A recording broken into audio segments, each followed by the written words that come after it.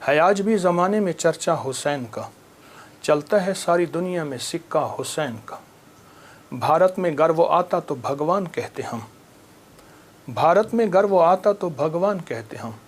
ہر ہندو نام پوجا میں جپتا حسین کا، ہر ہندو نام پوجا میں جپتا حسین کا۔ راون کی طرح مٹ گیا دنیا سے تو یزید، لیکن دلوں پہ آج بھی ہے قبضہ حسین کا۔ سر اپنا جو پٹکتی ہے پیاسوں کی یاد میں، لیتی ہے نام گنگا و جمنا حسین کا۔ جے سنگھ پناہ مانگے گی مجھ سے چتا کی آگ، جے سنگھ پناہ مانگے گی مجھ سے چتا کی آگ۔ مر ہندو ہوں میں ہندو ہوں مگر ہوں شیدا حسین کا، ہے آج بھی زمانے میں چرچا حسین کا۔ ایک ہندو کا اظہار عقیدت ہے اس کے مذہب کے مطابق، اس کے ایمان اور اس کے عقیدے کے مطابق۔ محرم کی گھڑیاں حضرت امام حسین، ان کے قافلے، ان کی محبتوں کے ساتھ بہت نمایاں ہوئیں، لیکن اگر محرم کو ہم ازل سے دیکھیں تو حضرت آدم علیہ السلام زمین پہ جو تشریف لائے محرم کے مہینے میں آئے۔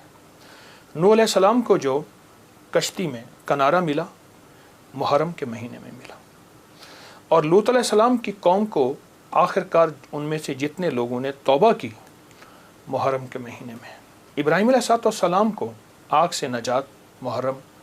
ایک پوری تاریخ ہے ایک پیچھے محرم کے مہینے کے تقدس کی، احترام کی، حرمت کی، ایک پورا نظام ہے۔ اور محرم کے ساتھ امام حسین کی نسبتیں، حضرت حسین بن علی بن ابی طالب، ان کی نسبتیں بہت عجیب ہیں۔ اب سوچنے کی بات یہ ہے کہ انہوں نے ہمیں دیا کیا ہے۔ امام حسین کی زندگی کا سب سے پہلا نظام تقوی ہے، اور تقوی نیکی کرنے کو نہیں کہتے۔ کسی نے حضرت عباس رسول اللہ صلی اللہ تعالی وسلم کے چچا، ان کے بیٹے حضرت عبداللہ بن عباس سے پوچھا تقوی کس چیز کا نام ہے؟ تو پوچھا نہ کرنے کا نام ہے، کرنے کا نام تو نہیں ہے۔ فرما دیجئے کیا کرنے کا نام، کیا نہ کرنے کا نام؟ فرمایا تقوی گناہ نہ کرنے کا نام ہے۔ ایک بندہ بہت زیادہ نیکیاں کرتا ہے اور پھر بہت گناہ کرتا ہے، اس کو متقی نہ کہا جائے گا۔ فلسفہ حسین تقوی کا نام ہے، فلسفہ حسین قربانیوں کا نام ہے۔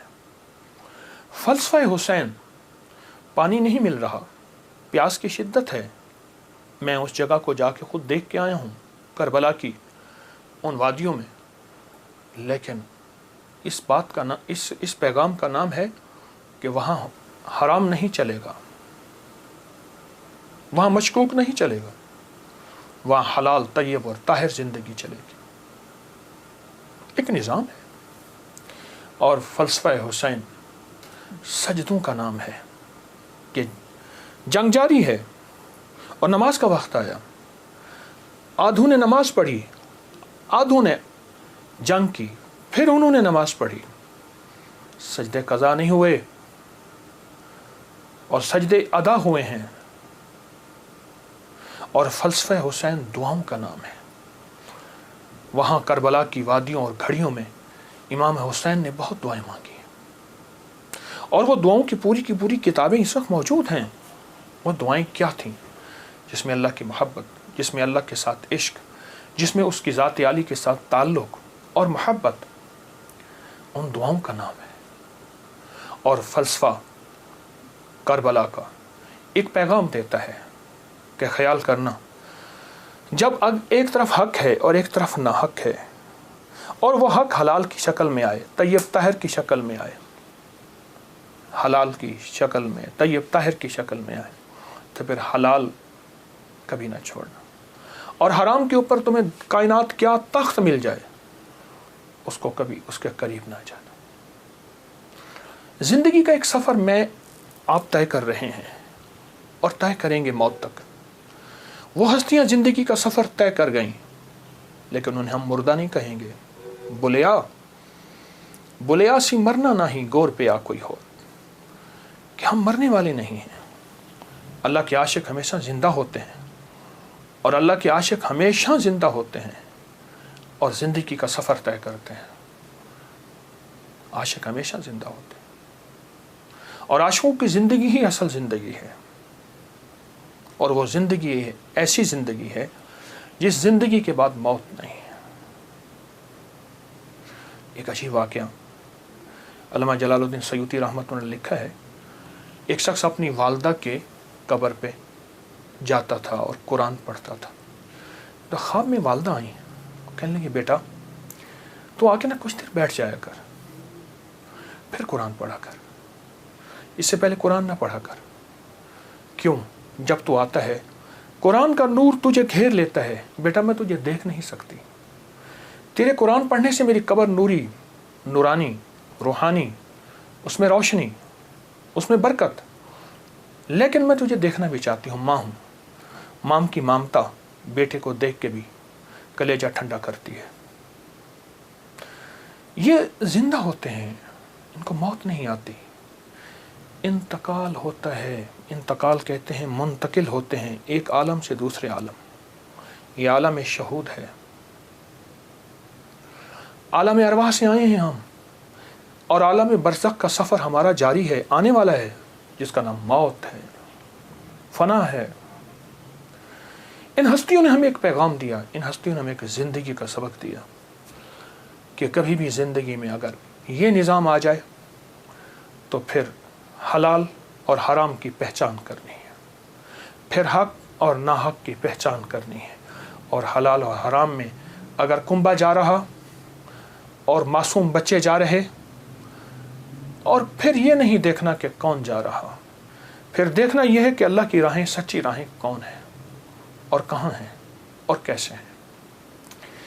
امام حسین کی زندگی میں اور ان کا جتنا بھی قافلہ تھا، ان کی زندگی میں کچھ وظائف بھی ملتے ہیں جو میں لوگوں کو بہت بتاتا ہوں، اور اس سے بہت فائدہ ہوتا ہے اور اس سے بہت نفع ہوتا ہے۔ ایک عمل دیتا ہوں، بہت زندگی میں کام آئے گا، ان مبارک گھڑیوں کے حوالے سے ایک عمل دیتا ہوں اور اس سے بہت فائدہ ہوگا۔ وہ عمل یہ ہے کہ آپ 2 تسبیح سورۃ فاتحہ کی پڑھیں، اول آخر 3 دفعہ درود شریف، اور سورۃ فاتحہ کی 2 تسبیح پڑھ کے اور اس کا ہدیہ حضور کے گھرانے کو ہدیہ کریں، اور اگر چاہیں تو 2 تسبیح سورۃ اخلاص کی پڑھ لیں، 2 تسبیح سورۃ اخلاص کی، اور اس کا ثواب حضور کے گھرانے کو ہدیہ کریں۔ اور یہ سورۃ اخلاص کا پڑھا ہوا ہدیہ اللہ کی رحمت سے نوروں میں، برکتوں میں اور اللہ کی رحمتوں میں پہنچتا ہے 100%، اور حضور کے گھرانے کو ہدیہ کریں۔ اور حضور کے گھرانے میں حضور کی بیویاں، بیٹیاں، داماد، نواسے، نواسیاں، یہ حضور کا گھرانہ ہے، اور اس حضور کے گھرانے میں یہ حسینی قافلہ بھی حضور کا گھرانہ ہے، ان کو ہدیہ کریں حضور کے گھرانے کو، اور جو مراد مانگے اللہ عطا کرتا ہے۔ اور یہ مسلسل عمل کرتے رہیں، آپ دن کے کسی وقت صبح شام 2 تسبیح سورۃ اخلاص پڑھ لیں، ہر دفعہ بسم اللہ الرحمن الرحیم 7 پڑھیں، اور اول آخر درود پاک پڑھیں، اور پھر یہ تسبیح آپ ان کی خدمت میں ہدیہ کر دیں۔ آپ کا کوئی مسئلہ ہے، آپ کی کوئی مشکل ہے، آپ کی کوئی پریشانی اور ناممکن ہے، اس مسئلے، مشکل اور پریشانی میں یقیناً آپ کے لیے خیر کی، برکتوں کی اور رحمتوں کی اور خوشیاں خوشحالوں کی راہیں کھلیں گی۔ بے اولاد ہیں، بے گھر ہیں، بے در ہیں، درد مند ہیں، مریض ہیں، کوئی افاقہ نہیں ہو رہا، جادو، جنات، اثرات، بندشیں، ناکامیاں، مشکلات، راستے بند ہیں، کوئی زندگی کی مشکل ہے جہاں آپ کہتے ہیں کہ بس ہم ٹھہر گئے ہیں اور اس کا حل صرف موت ہے، اس کے علاوہ کوئی راستہ نہیں، تو آپ بہت زیادہ حیرت انگیز یہ وظیفہ اور بہت حیرت انگیز یہ تجربہ پائیں گے اور اس کی برکات پائیں گے۔ چند دن، چند ہفتے زندگی میں اس کو شامل کریں۔ میرا تو مشورہ تھا کہ ساری زندگی اس کو اپنی زندگی میں، ساری زندگی اس کو اپنی زندگی میں شامل کر لیں، ساری زندگی اس کو اپنی زندگی میں شامل کر لیں۔ آپ گمان نہیں کر سکتے کہ آپ کو اس کا نتیجہ، اس کا رزلٹ کیا ملے گا، گمان نہیں کر سکتے، آپ سوچ نہیں سکتے۔ اس کی خیریں آپ کو کیا ملیں گی، اس کی برکتیں آپ کو کیا ملیں گی۔ میرے پاس اتنے تنگ دست اور پریشان لوگ آئے جو زندگی کی بازیاں ہار چکے تھے اور جو خدا نہ خواستہ خودکشی کا سوچتے تھے اور برے برے خیال آتے تھے۔ میں نے انہیں کہا کہ 2 تسبیح صبح 2 تسبیح شام پڑھ لو، اگر صبح شام پڑھ لیں تاثیر بڑھ جائے گی۔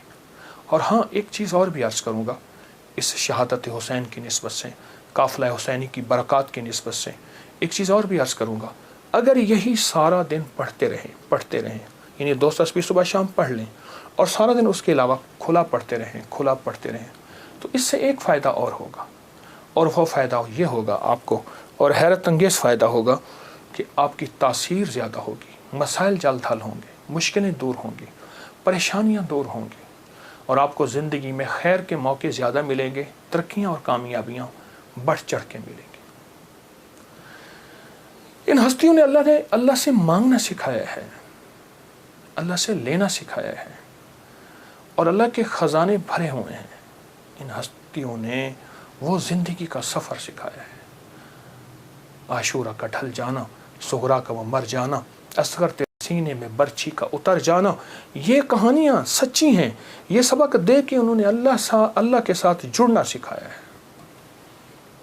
اللہ کے ساتھ جڑنا سکھایا ہے،